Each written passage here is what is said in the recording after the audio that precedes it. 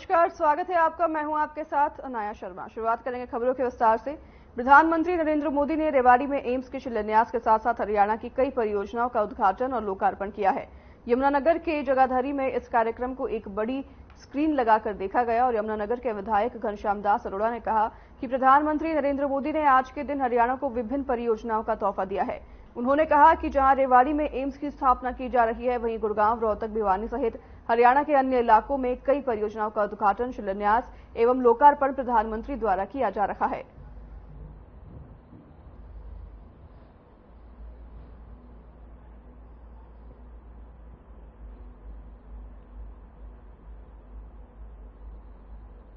माननीय प्रधानमंत्री श्रीमान नरेंद्र भाई मोदी आज 9 योजनाओं का शिलान्यास लोकार्पण कर रहे हैं और निश्चित रूप से वो सारी की सारी योजनाएं सारे हरियाणा के लोगों के लिए लाभप्रद रहने वाली है।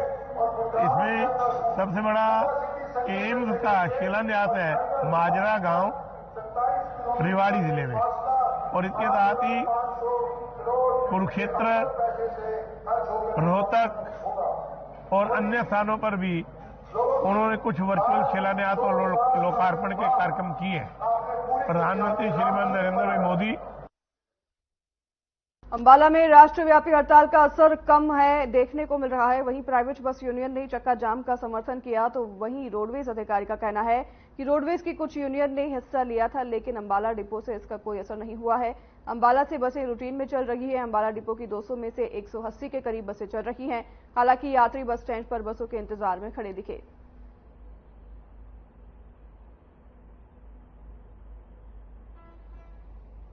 लुधियाना जाना था। क्या समस्या?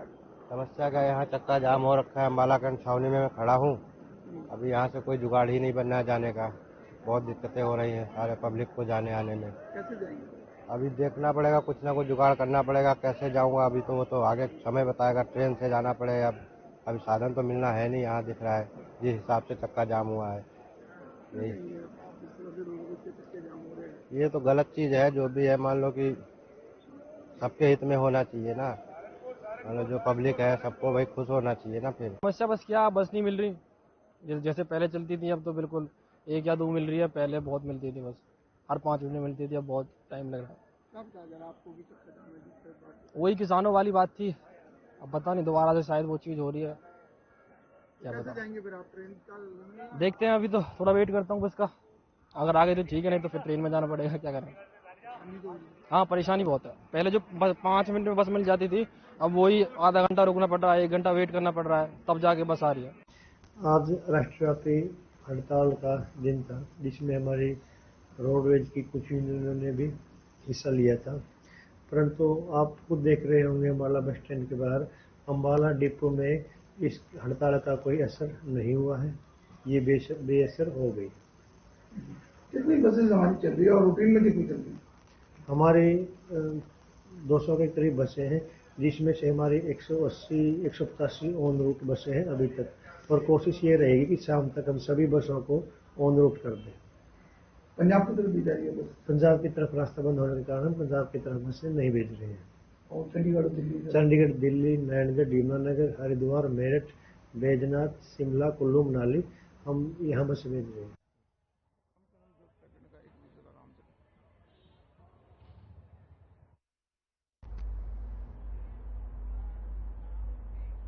किसान आंदोलन का असर अब पूरे प्रदेश पर पड़ने लगा है। हर वर्ग के लोग मुख्य मार्ग बंद होने से परेशान हो गए हैं। अब इस आंदोलन का असर जनता की जेब पर भी पड़ने लग गया है। बता दें कि अंबाला की सब्जी मंडियों में बाहर से आने वाली सब्जियों के दामों में बढ़ोतरी देखने को मिली है, जिससे जनता महंगी सब्जियां खरीदने को मजबूर है। लोगों की माने तो उनका कहना है कि इस महंगाई में वो खाएंगे क्या और बचाएंगे क्या। जनता की माने तो इन दिनों सब्जियों के दामों में काफी उछाल देखने को मिला है। इस पर लोगों का कहना है कि ऐसे में वे लोग खाएंगे क्या और बचाएंगे क्या, और ये लोग महंगी सब्जियां खरीदने पर मजबूर हैं।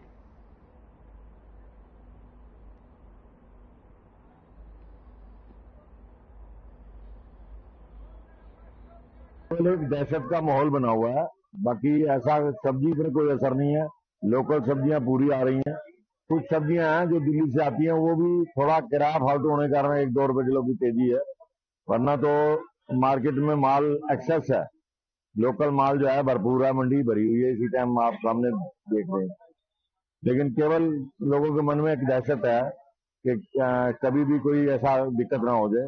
मेरा नाम राजकुमार है जी, राजकुमार है। और सब्जियों के दाम इतने महंगे हो चुके हैं कि गरीब बंदा तो खा ही नहीं सकता। और ये बॉर्डर पे जो ट्रक जाम हो रहे हैं, ये हो रहा है, इन्हीं की वजह से सब्जी आती है। और यही नहीं आएंगे तो फिर सब्जियां कहाँ से सस्ती होंगी। इतनी बुरी हालत है कि सब्जी बाजार से खरीद नहीं सकता। टमाटर 10 रुपए किलो था, 40 रुपए किलो है टमाटर।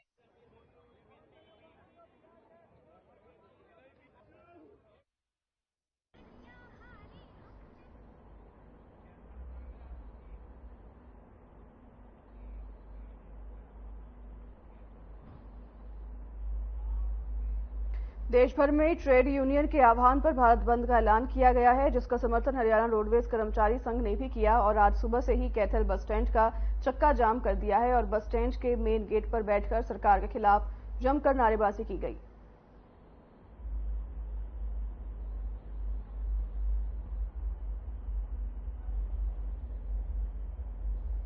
बात बंद ये है, किसानों की, मजदूरों की, छात्रों की, कर्मचारियों की बहुत सारी मांगे हैं। सरकार ने बहुत बार वार्ता की, वार्ता में बातें मान भी लेती है कि मांगे सही हैं, लेकिन धरातल पर पूरी तरह से लागू नहीं करती। इसलिए पहले जो आंदोलन किसानों का हुआ था, एमएसपी गारंटी या कर्मचारियों के रोजगार के लिए, स्थायी रोजगार के लिए, पुरानी पेंशन की बहाली है जैसे पक्के रोजगारों के लिए, लेकिन सरकार ने उनको मान तो लिया लेकिन पूरी रूप से धरातल पर लागू नहीं किया। इसलिए कर्मचारियों में और किसानों में पूर्ण रूप से गुस्सा है, इसलिए भारत बंद है। आज जो है पूरे भारत के अंदर किसान संगठन, मजदूर संगठन और कर्मचारी संगठनों के आह्वान के ऊपर पूरा भारत बंद है। उस बंद के अंदर हरियाणा रोडवेज जो साझा मोर्चा है उसके आह्वान पर हरियाणा रोडवेज भी बंद है। लेकिन हमारी भी कुछ मांगे हैं और कुछ पूरे देश की मांगे हैं, जिसमें किसानों की मांग है C2 प्लस 50% जो है लेने की बात है और उसके बाद जो है कर्जे माफी की जो बात है वो सारी मांगे, या 750 किसान जो एक्सपायर हुए थे उनको शहीद का दर्जा देने की बात है। कृष्ण किछाणा साझा मोर्चा वरिष्ठ सदस्य है। हमारी कोई पर्सनल मांग नहीं है इसमें कर्मचारियों की, ये जनहित के लिए ये आंदोलन दिया है। ये मोदी सरकार कहती कुछ है करती कुछ है। इसमें हमारे जो युवा बच्चे हैं इनका भविष्य अंधकार में डाल दिया इस सरकार ने, और जो इनकी कर्मचारी विरोधी नीतियां हैं ये सरकार जबरदस्ती से लागू करना चाह रही है। बिल्कुल भी हम किसी भी सूरत में इस सरकार की मंशा को पूरी नहीं होने देंगे।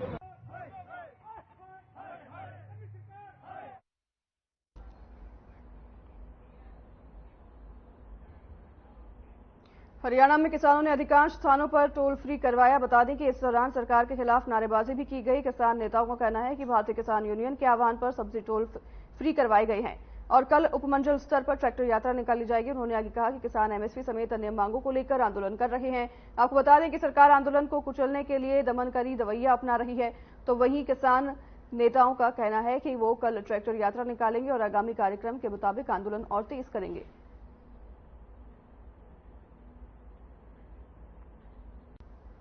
हरियाणा में किसान आंदोलन के चलते सभी टोल को फ्री कर दिया गया। आपको बता दें कि प्रदर्शन पर किसान उतर आए और किसानों ने सभी टोल को कुछ घंटों के लिए फ्री कर दिया था। किसानों का प्रदर्शन लगातार जारी है। सरकार के खिलाफ किसानों का ये प्रदर्शन लगातार जारी है, जिसके चलते किसानों ने टोल फ्री कर दिए थे कुछ घंटों के लिए और किसानों ने ऐलान कर दिया है कि वो जल्द ही अपनी ट्रैक्टर रैली निकालेंगे।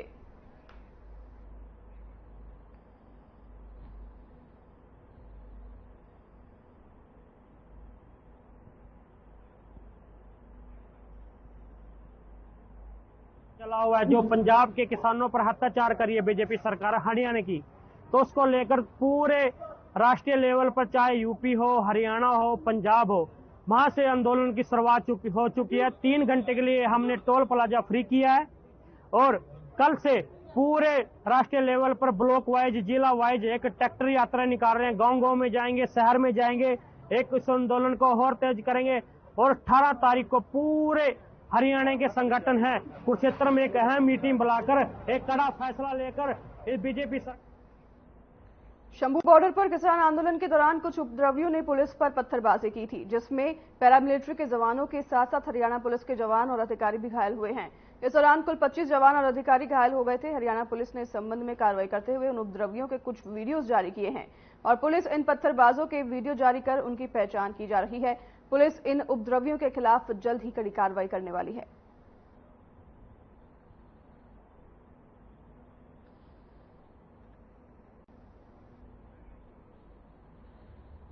आपको बता दें कि बॉर्डर पर कुछ किसानों ने प्रशासन पर पत्थरबाजी की थी, जिसका वीडियो पुलिस ने जारी किया है और आपको बता दें कि पुलिस इन पर जल्द ही कार्रवाई भी कर सकती है।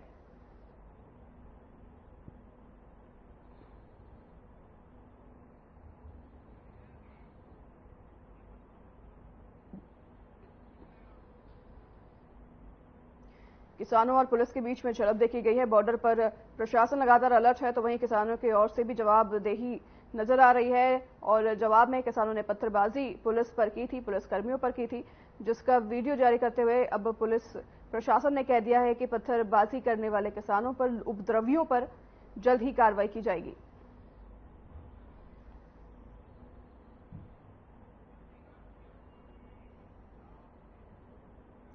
हरियाणा सरकार ने बाल अधिकार संरक्षण आयोग पर नियुक्ति करते हुए प्रवीण जोशी को पद की जिम्मेदारी दी है। प्रवीण जोशी को बाल अधिकार संरक्षण आयोग का चेयरपर्सन बनाया गया। बता दें कि प्रवीण जोशी पूर्व प्रदेश महामंत्री की पत्नी हैं, जिन पर सरकार ने भरोसा जताया है।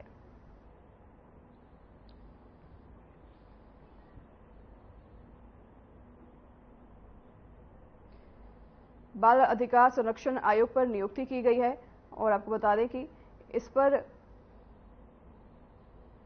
नियुक्ति करते हुए प्रवीण जोशी को आयोग का चेयरपर्सन बनाया गया है। हरियाणा सरकार के इसके आदेश जारी किए, जिस पर प्रवीण जोशी को आयोग का नया चेयरपर्सन बनाया गया है। बाल अधिकार संरक्षण के नियुक्ति की गई है और इस नियुक्ति पर प्रवीण जोशी आयोग के चेयरपर्सन बनी है।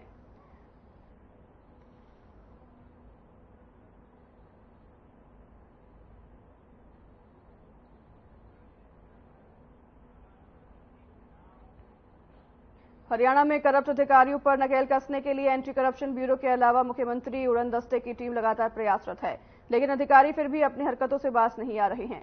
मुख्यमंत्री उड़न दस्ते की टीम ने यमुनानगर पीडब्ल्यूडी दफ्तर में निरीक्षण किया। इस दौरान एसडीओ विनोद शर्मा उपस्थित नहीं थे। इसके साथ ही ठेकेदार ने उन पर संगीन आरोप लगाए। ठेकेदार का कहना है कि वो बिल पास करने के लिए पैसे मांगते हैं, जिसको लेकर ठेकेदार ने मुख्यमंत्री उड़न दस्ते के अधिकारियों को दी है।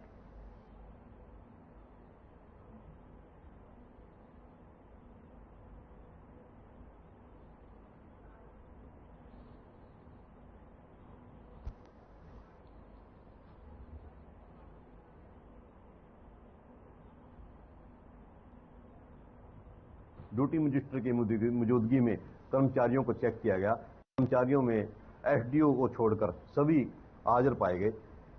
2 जेई मौके पर साइट पर गए, प्रोविजन की लोकेशन चेक की गई।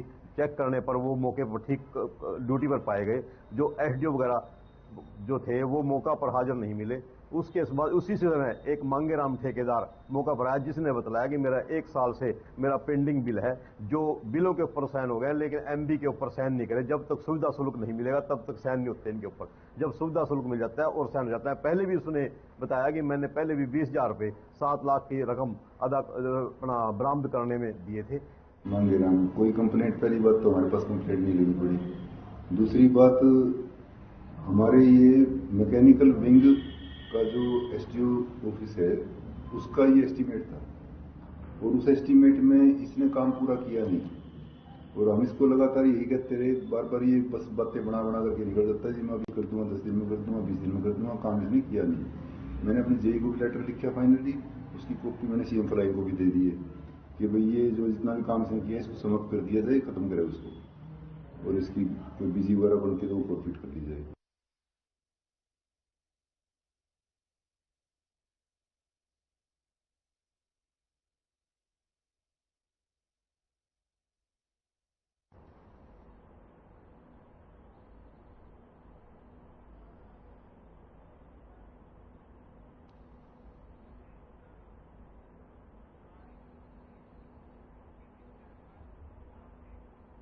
रेवाड़ी के माजरा गांव में पीएम मोदी ने एम्स का शिलान्यास किया। इसके साथ ही 9,750 करोड़ रुपए की 5 परियोजनाओं का भी शिलान्यास और उद्घाटन किया।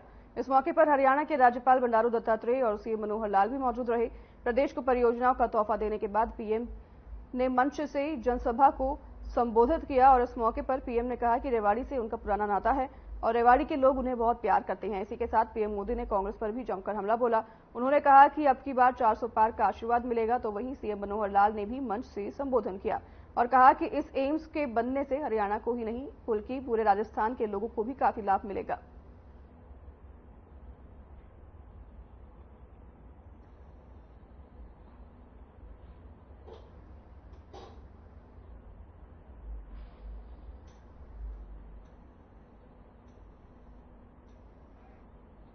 अभिनंदन कर रहे हैं, स्वागत।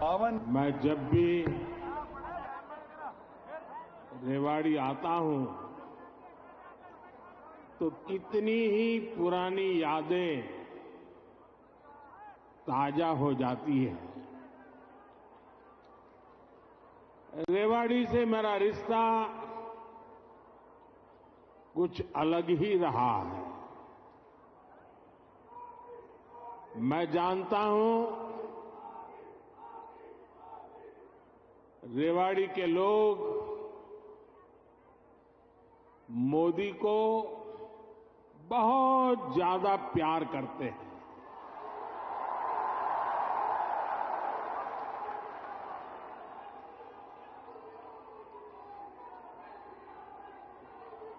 और अभी मेरे मित्र राव इंद्रजीत जी ने जैसे बताया,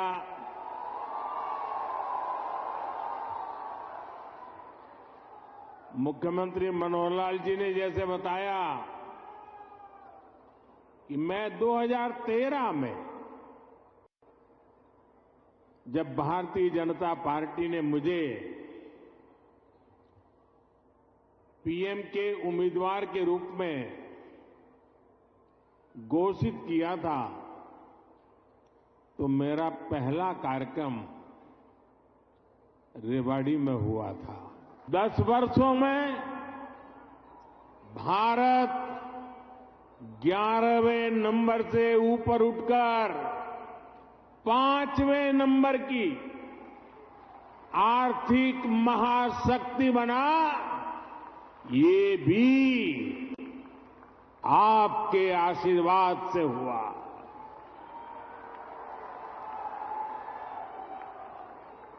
और अब मुझे